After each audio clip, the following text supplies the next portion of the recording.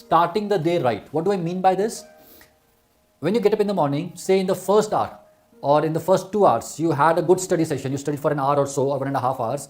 By the end of that session, you are feeling good about yourself, right? After you study for an hour or so, you start feeling better, you start feeling more motivated. And if you can get into that good state of mind, in a good mood, the chances that you will continue studying for the rest of the day goes higher.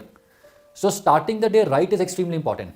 On the other hand, if you start the day on a bad note, for whatever reason you are in a foul mood, you're not feeling good, it becomes more and more difficult for you to push yourself to study.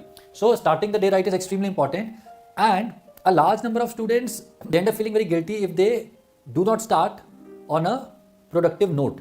So I call this thing bed to study chair time. What is this? After getting up in the morning, how much time do you take before you start studying? So the whole idea is, if this bed to study chair time is less, in that case, what do I mean by this?